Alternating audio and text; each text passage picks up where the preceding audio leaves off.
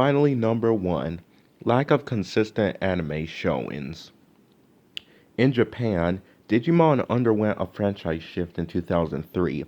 Frontier had strong TV ratings in the previous years, but the commercial failure of the Pendulum Progress toy line and all of the toy anime fair movies bombing at the box office was a big financial hit to both Bandai and Toei. So, in 2003, Digimon shifted to being a purely trading card game and toy franchise, with the V-Teamer manga going into its final several chapters early.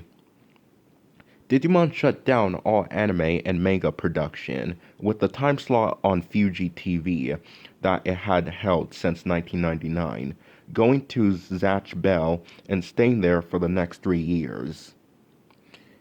Even though these failures weren't the fault of Bandai and Namco and Toei, the decision to end the production of the anime was a huge mistake.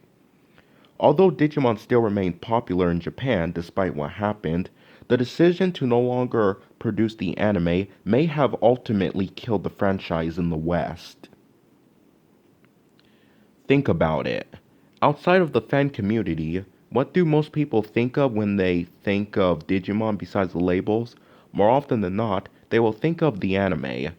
Now, for all intents purposes, let's have a quick look at the Pokemon anime.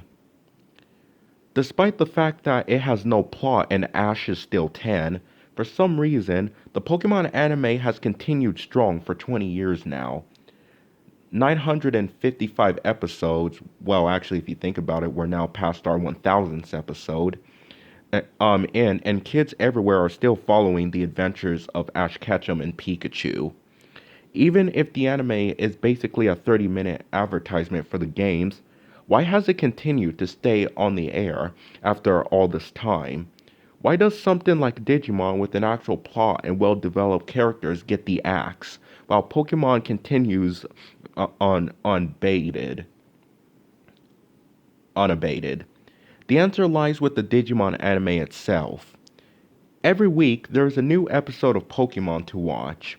A new season comes out every year. What about Digimon? Well, after Frontier finished, a new season would come out every 4 to 5 years or so. In the time span between seasons, merchandise becomes sparse, with online stores like eBay being the main option for finding stuff. There aren't many things coming out from the franchise to accompany fans' time. Any fans that the previous season garnered would just give up waiting for the next one to show up, and they'd move on to something else.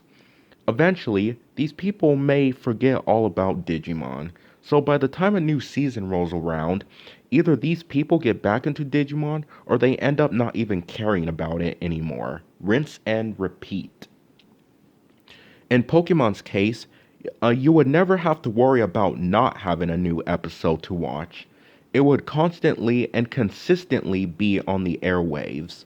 With Digimon, on the other hand, Western fans, mostly the younger ones, who may not care about subs, would have to wait several years before getting word of a new season coming out, and even then, they'd have to continue to wait for an English version to come out.